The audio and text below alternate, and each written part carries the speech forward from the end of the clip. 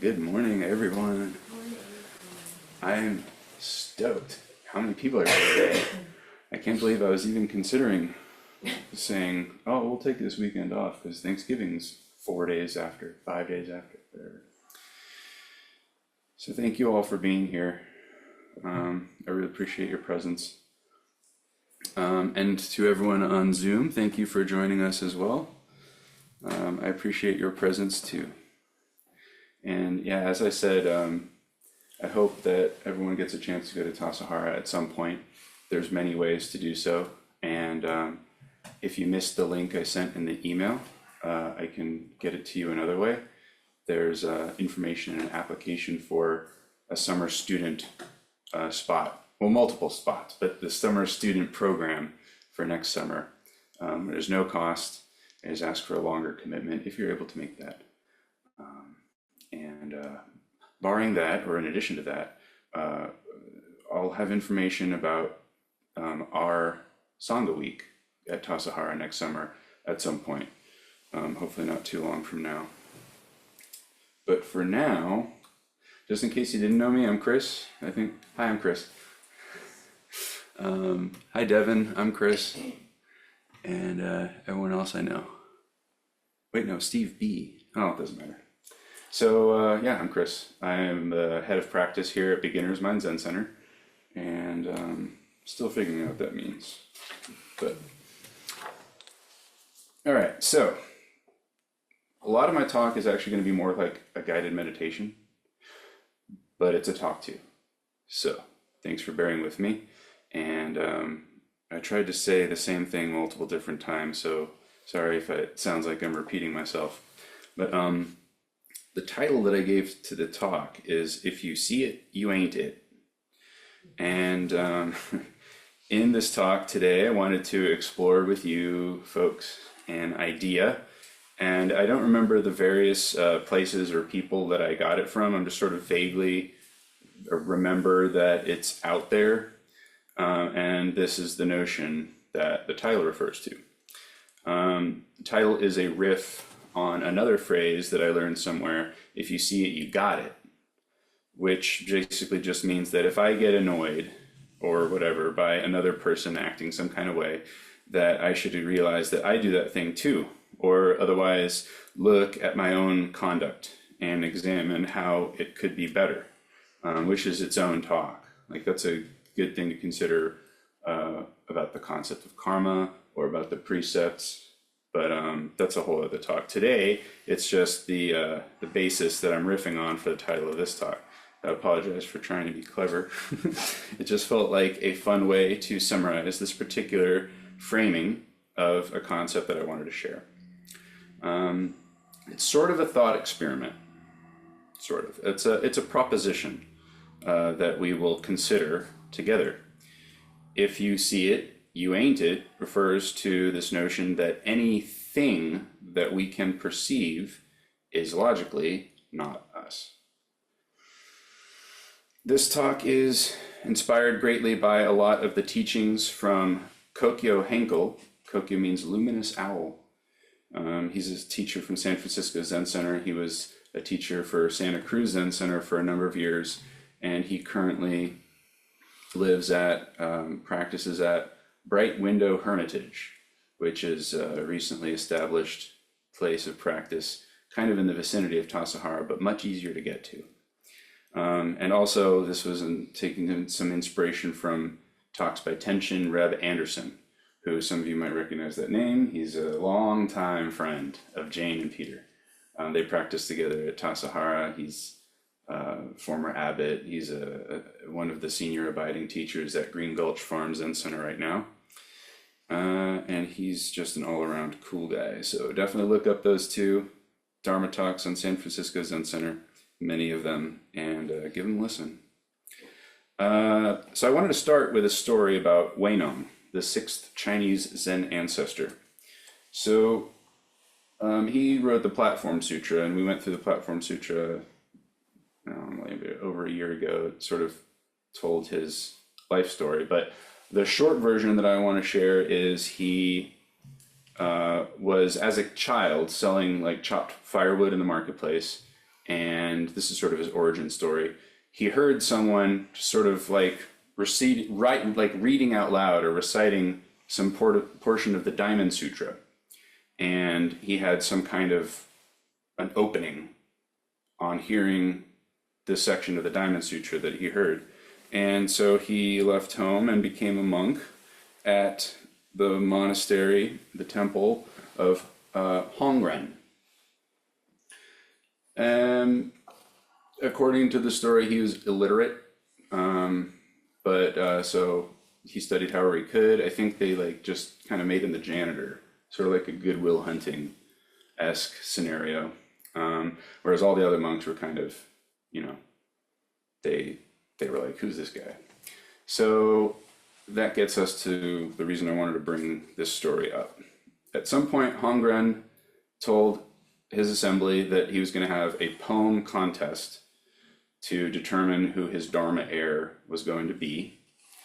And basically, it was just taken for granted that this guy, Shen Qiu, was going to be the successor. So no one else even bothered to submit a poem. So Shen Qiu's poem was posted on the board, because that's where he was asking for submissions. And it went like this. The body is a Bodhi tree, the mind a bright standing mirror. Time and again, brush it clean and keep it free of collecting dust. So at some point, Weinung was going through the hallway, sweeping or whatever, and he sees this poem that got posted to the board, and he asks someone to read it to him, and he did. And Weinung was like, oh, I can do better. So he asked this person to write down his poem for him, which he did. And Weinung's response poem was this. Originally, Bodhi has no tree. The bright mirror has no stand. From the beginning, not a single thing exists. Where could dust possibly land? It's just kind of incidental that it rhymes. I don't know if it rhymed at Chinese. So let me read those two poems again without the falderall. So Shen Qiu's poem. The body is a Bodhi tree, the mind a bright standing mirror. Time and again, brush it clean and keep it free of collecting dust. Originally, Bodhi has no tree. The bright mirror has no stand. From the beginning, not a single thing exists. Where could dust possibly land? So let's start this examination. I'd like everyone to look around the room. Just look at the various objects. Look at the floor. The Zafu, Zabuton. Look at the big bell and the small bell. Everyone look at Donna.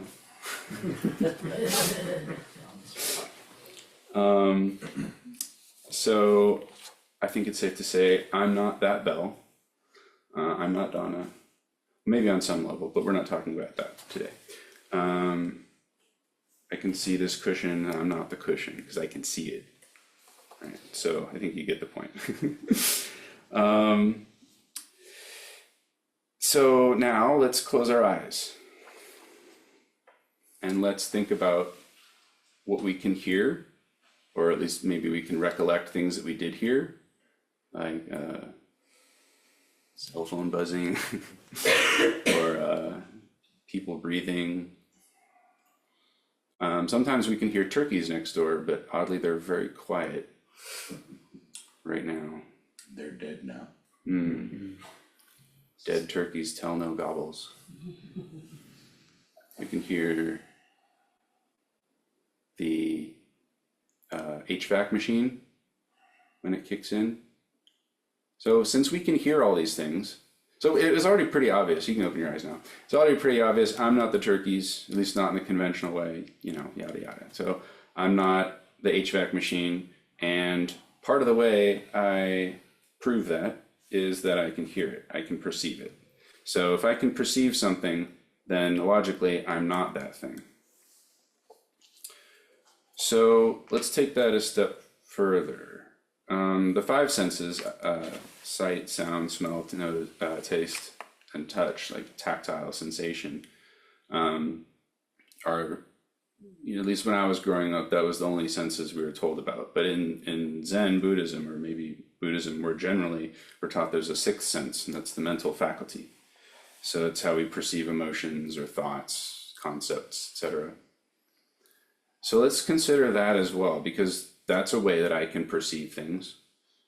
If I'm aware of a thought, then I'm not that thought in this exploration that I want you to consider. As I think about my plans for the coming week, I've got some plans to go to Kansas for Thanksgiving. I'm not those plans. I'm perceiving the arising of those plans. I'm also very naturally able to understand that I'm not the memory that's coming up from earlier in this week. And I'm imagining myself going through things last week, but I'm not that self that I'm imagining. Maybe I could say that I was provisionally, but regardless, now that's just a perception. It's something that I can observe. It's something that's coming up in the sense faculty of my mind, heart.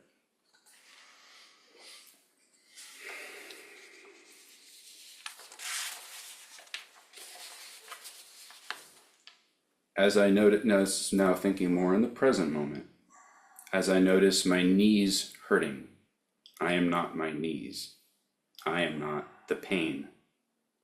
I am not my reaction to the pain. I am not the wishing that Zazen would end soon. I am not the impulse to shift my body's position.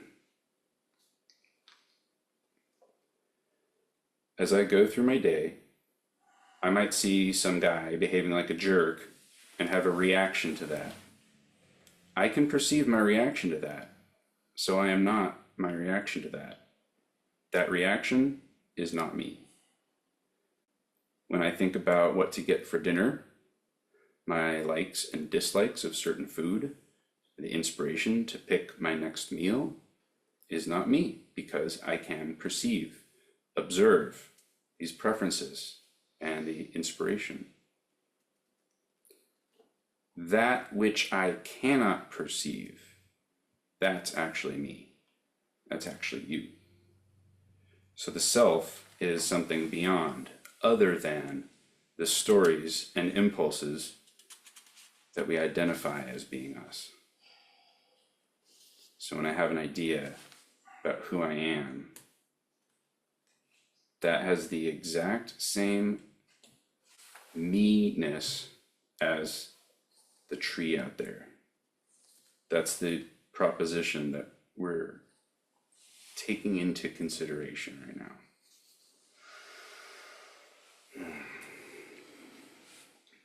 Again, we cannot perceive ourselves or what we are. This observer can't observe itself, at least in this conceptual, theoretical framework that we're considering. Various impulses, thoughts, stories that arise, which we can perceive, therefore they're not us. Even though our habit, trained and ingrained in us since we started living our various human lives, is to identify with these notions that arise, we are truthfully something different, something which is witnessing their arising, the observer. If we look in a mirror, we are just looking at the mirror, and we're just seeing the mirror, which is very reflective, and so it's reflecting the light that's hitting it that we can interpret as our body, our face, our hair, our clothes, etc. But we are not actually the reflection. We are the thing, allegedly, that the mirror is reflecting. So we are not actually seeing ourselves. All notions about our individual selves are like this. They're just reflections. like everything else that arises in our subjective conscious awareness. Even the appearance of a limit to our individual awareness, that's a reflection too. The appearance of separateness is a reflection. To borrow a phrase from Dogen, you should investigate this exhaustively.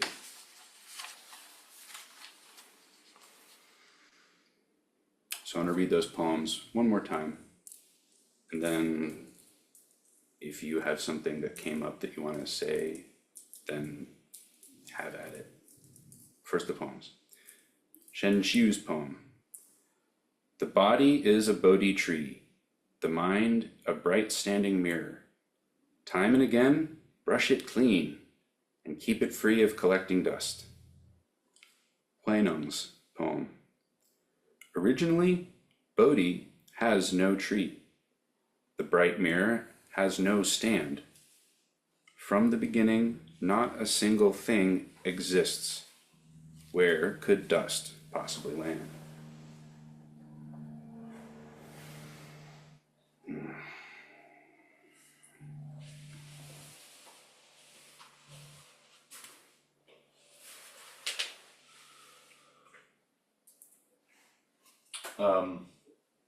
Thank you for the talk. Love the platform sutra.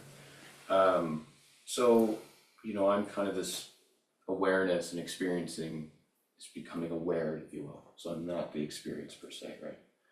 I'm more perceiving it. Let's say I'm angry, and I perceive the anger, and I say, okay, well, I'm not my anger. What, if there's anything more, what then? Would you prescribe anything after that? Can you, real quick, just sort of clarify what you mean by if there's anything more? So I have the basic idea that you communicated through your talk. Okay, I see the anger, I disidentify with it, I back up into this whatever kind of space. Is there anything more you would prescribe? Let's say anger comes up, I'm very angry, and I say, well, I've really identified with this. Wait, this is happening to my awareness. I am not my anger. Right, sorry, go ahead. Yeah. You made me think. Would you say, what then?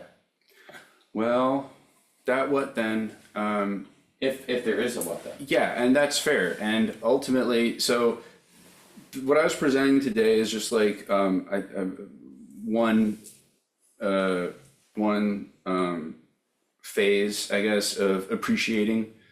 I don't know which one, but there's form is form, emptiness is emptiness, form is emptiness, emptiness is form, and then there's the fifth one. So I wasn't talking about the fifth one, I was talking about one of the other four, where, because there's also a thing where the mirror is essentially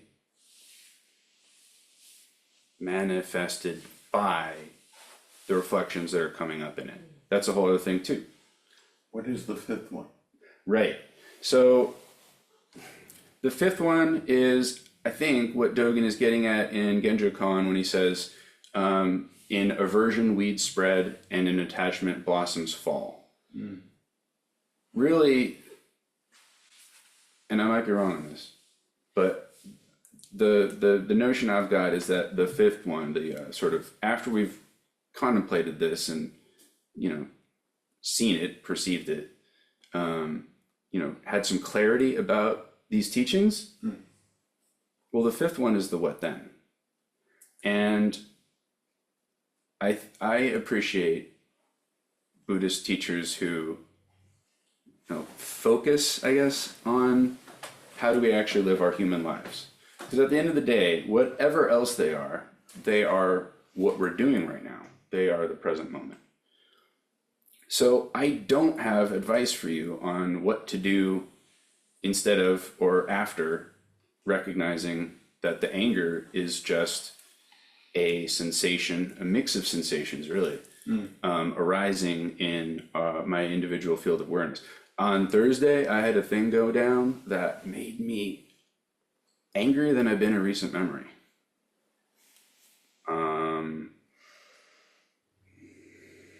I can't take credit for whatever whatever made in my mind pop up, hey, this is going to pass if you let it. I can't take credit for that because I was the angry one, at least at the time anyway. That being said, I think that recognizing that any daydream or feeling coming up in the present moment is essentially not me can be really helpful. It can, I think, expedite the letting go of it. So because I'd let go of my angry experience, it was able to pass, I think maybe sooner than it would have, but now I'm comparing my actual lived experience with a hypothetical that I'm imagining. I think it's true, because for sure before I started Zen practice, like, stuff would just stick to me. So I think that's a fair way to conceive of what we do when we do Zazen, is we're unstickifying ourselves. We're practicing as a, oh shoot, I spaced out on his name. One of homeless Koda Sawaki's students wrote a great book called Opening the Hand of Thought. That opening our mental grabbing on, relaxing that, that's something that we are practicing doing Zazen. But even after that's done, whether we're still angry or whether it's passed on, the shikantaza, or just sitting, is practicing just experiencing whatever it is. So whatever it is, whatever choice you make, just appreciate it as much as you can, stay curious about it, and just embody it fully, sincerely. The earnestness is, I guess, if I was to recommend anything, it would be that. Would it be fair to say, to rephrase what you said, is that Zen is emphasizing seeing clearly rather than emphasizing letting go? Another way to put it is you have to see clearly, and then maybe letting go happens down the line, but it's not a should. I wouldn't necessarily say that that's what I'm saying, and I also wouldn't necessarily say that that's true. Although I can see why it could play out that way, but there's also the notion that as we practice letting go, it's sort of like one of those like chicken egg scenarios. Right. As we practice letting go, we'll let go of the things that are blocking us from clarity. As we drop off our notions, we get to see what's left over. Yeah. And that's a whole thing. But then as we also, if we have some sort of perception, or we have an opening, or we have some understanding or whatever of the impermanent nature of everything, that helps relax our hand of thought as well. So it's a sort of, self-feeding phenomenon. And that's one of the things that makes it so fun, is like there is no straight line. Even though sometimes it's presented that way, sometimes it's helpful to think about it that way. In reality, we're all over the place, and it's a mess, and it's wonderful. Mark. Thank you for your talk. So it seems like your talk about there's that, I'm not that, that seems to me like the first poem, you know? And so then it seems like then there's the second poem, which is kind of like level 2. So your talk thus far to me is kind of like the level 1, and curious as so we're ready for level 2. Is there gonna be the second poem talk? I'm just curious, because there's more to the story, right? Oh yeah, for sure. I think actually the first poem is more like level 3, and then my talk was level 3, and the poem, Wei Nung's poem, is level 4. But to answer your question, yes. And I kept adding clarification and disclaimer throughout, because this is not somewhere to land. This is somewhere to consider, in addition to, and maybe in some sort of progression through, conventional reality where I'm Chris, you're Mark, and I am Chris, you know? Because ultimately, all the zones, maybe that's a better way to think about it, is zones instead of levels. I don't know. But yeah, I definitely do want to talk more about the viewpoint that is expressed by Wainung's poem. It seems like you were setting up for the punchline. Yeah, well, I'm bad at telling jokes. So, or it'll be one of those jokes where since you have to wait so long for the punchline that's actually what makes it funny. I don't know. But yeah, for sure, I do want to talk more about this. So I saw now I'm seeing 4 hands and I'm not sure which order they came up in. Before I did. All right, cool. Then we'll start with you. Okay. What's your name again, please? Viva. Viva. Nice. I'm fairly new. Welcome. Thank you. I've never been here on Saturdays, so thank you for having me. So I had a question about, maybe it's a semantical thing, I don't know, but like this idea of relaxing the grasp versus letting go. Because for me, if I feel like I have to let go, it becomes something that I'm grasping to do, and it becomes something that like I feel like there's a destination, I have to completely let go, as opposed to loosening my grip on something in terms of like allowing the grasping to be there, but trying to like loosen my grip, not be, I guess maybe so, I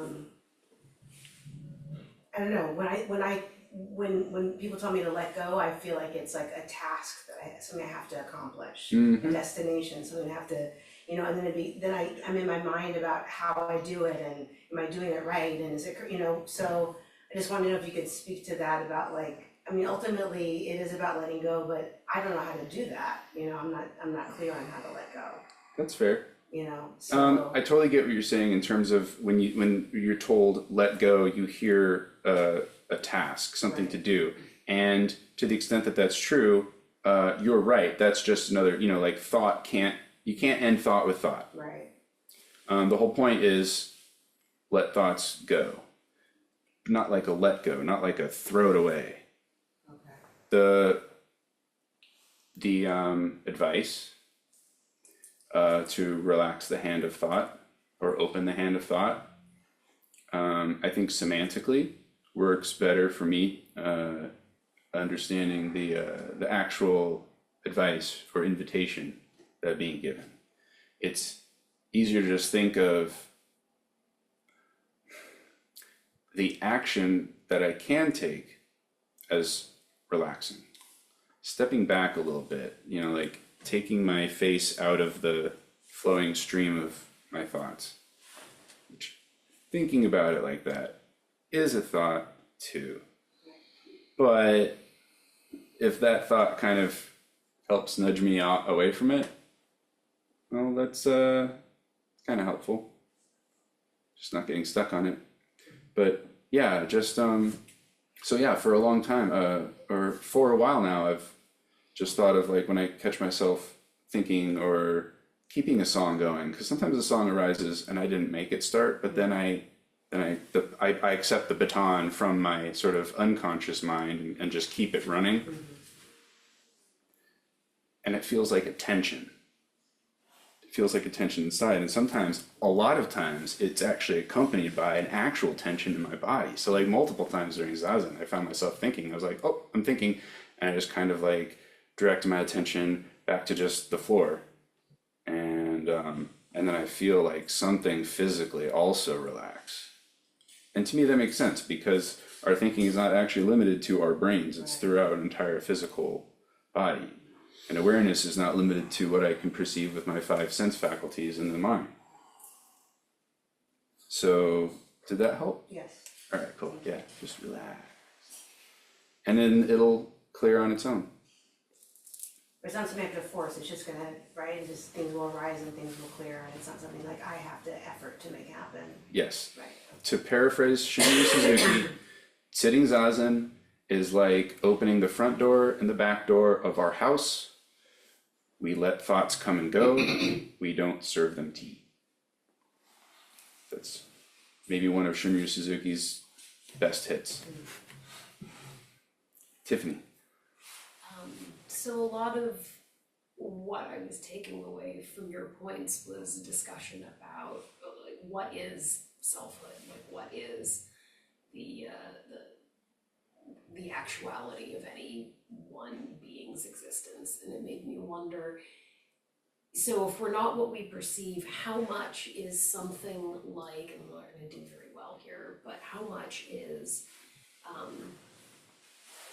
karma that's created by entities in the dharma positions that creates? How much, or if, is that part of selfhood? Sorry if that's a little esoteric, but that's what I was really. Well, if it's esoteric, I was asking for it with this talk here. But the thing is, that question is huge. And I think you should just keep asking that Okay. various ways. If you ask it and you're like, wait, no, that's not exactly what I was trying to ask. But anytime something comes up as a possible answer, you're like, oh, interesting. And then you're like, well, what else? What else? Because that is sort of part of what Mark was getting at. There's like, so once we've thrown away everything that we're not, Right. what are we left with? That's something you should consider in Zazen, or just throughout your day if you're, not doing something that requires attention. Kind of like, just ask the question and see what comes up. Yeah. Sorry. No, don't be sorry. I didn't expect any solid answer. Obviously, I don't know what I'm rambling about either, so You're in good I company. appreciate it. Thank you. Maya, did you have a question? I was thinking about what Jim said with the idea of awareness being the primary focus rather than letting go. And I see it more that awareness is the prerequisite to letting go. If you aren't able to be aware and distinguish between yourself, your thoughts, and your emotions, it becomes nearly impossible to let them go, because it's step one pretty much. Because I was thinking about it with the story of Oedipus, which is it's all about this guy who creates a self-fulfilling prophecy. But when you're taking a close reading at the story, you realize that it's not actually there's ways to avoid it if he was self-aware enough to have forward thought and be aware of the actions that he was taking. But because of that complete lack of such, it causes this to happen. And then that reminds me of the phrase, until you make the unconscious conscious, you will continue to do it over and over again and call it fate. Without the ability to be aware of the separation of your selfhood and everything you are experiencing through, sight, sound, body, mind, you aren't able to then take the next step and be like, okay, it's there. And as far as actually letting it go, I feel that it's something that just happens. Once you're able to make the distinction between yourself, you have a sort of you're like a pool of water and you see this rock drop in it and it disturbs the entire pool for a moment, but then it'll sink to the bottom and you'll return back to what you are. That's what I was thinking. Thank you. That actually was very helpful. Yes. Mike? I reflect back on the two poems in your talk, and I was just wondering, it's kind of like a paradox in Zen, that what was being demonstrated by those, and maybe you can clarify on this, was that we create concepts that cause us so many problems.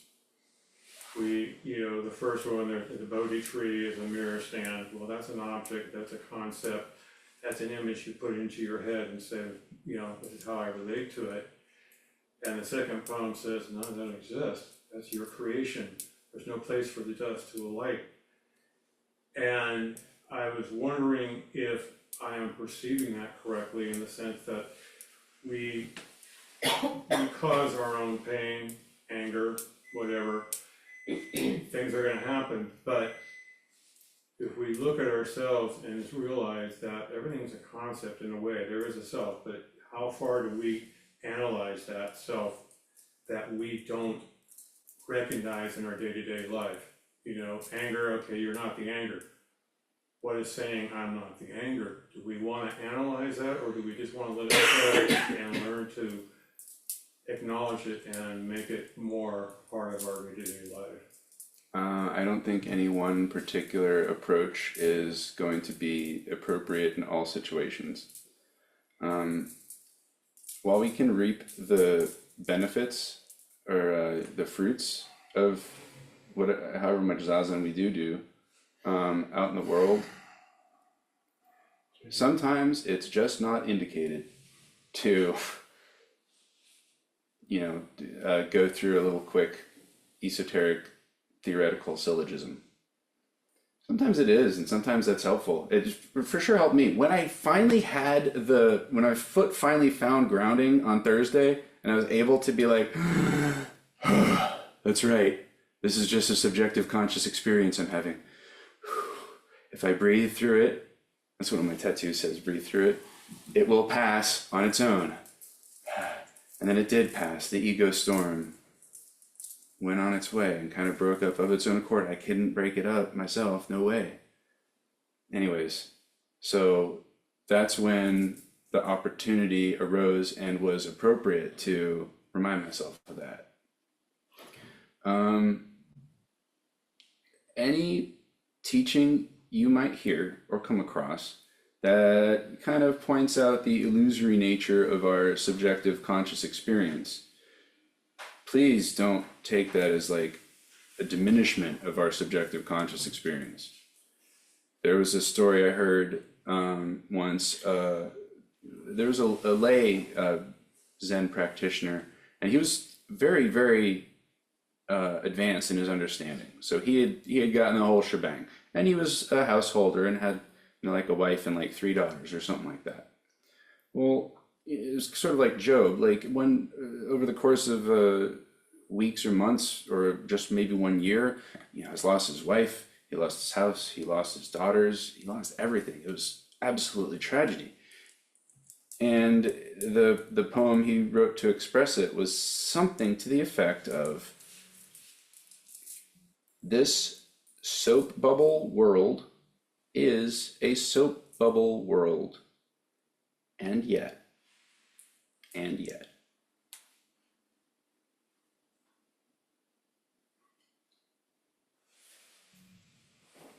What we live through, that's the fifth thing. What we live through, what we're living in right now. The thing that we can't express because it's not expressible. You have to drink the warm cup of water to recognize the warmth. You have to walk along the path and over the mountain to get to the other side of the mountain. Looking at the map is not going to do any good. So keep considering these things. Does anyone on Zoom? I have a Oh, question sorry. about, Yeah, go ahead. about the name of the talk. Was the name of the talk, if you call yourself a Buddhist, you're not a Buddha? It was not. Okay. Although that would have been a good one too. Because we talked about that on Thursday. Ah, damn. Of all the nights to miss out.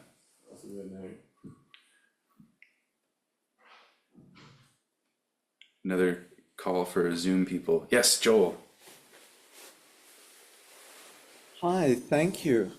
I just had a thought about the, opening the hand of thought and what happens when anger, for example, arises. And in that context of anger arising, what is the anger? It's a whole bunch of convoluted thoughts, but what is actually happening is my stomach is getting tight, or my throat is getting tight and I'm clenching it. And that's what's happening.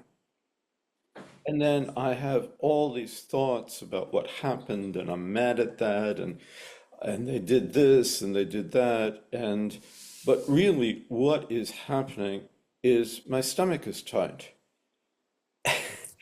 And so personally, I find it helpful to go to the body and rest there.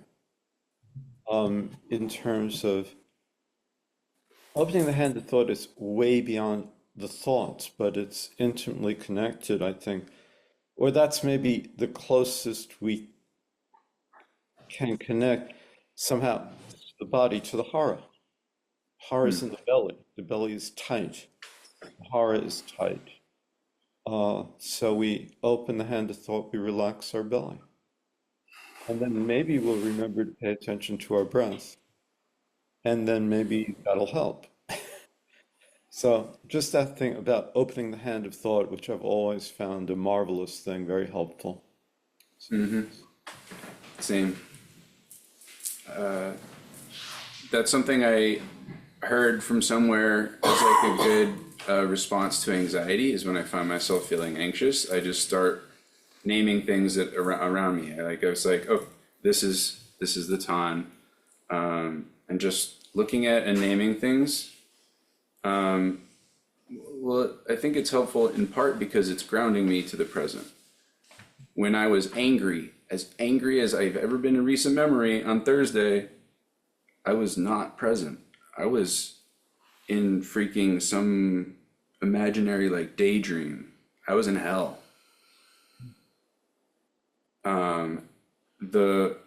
As the anger dropped away, as my ego storm faded, I was more grounded in the present moment.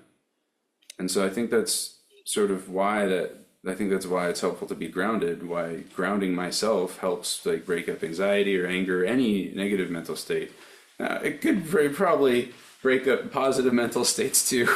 And, say what you will about preferring some mental states over others, but, sometimes, yeah, whatever. Thank you. Hey, Chris, a real quick thing. Yeah. I was thinking about your talk. Did you learn something from your anger and how you handled it? And in that case, even anger can be a teacher in some ways, because it forced you to really look at it and get it under control and realize what it was, and you come out of it a little bit better. Well, what I've heard, and when I have the wherewithal to do so, I endeavor to do so, is to be a student all the time, to relate to everything as a teacher. So Chris, even in an awakened state, can anger arise? Well, I'm speaking only from a conjecture here, but I think so, yes. I think its awakened state is not defined by the absence of certain emotions. Is this the fifth thing? Oh, it might be. I'll have to look more into that. Okay. Are you saying that is the fifth thing? Yeah. Okay. Well, I think that's as far as we can get for now. So thank you very much for listening. Thank you for asking questions and sharing your thoughts and insights.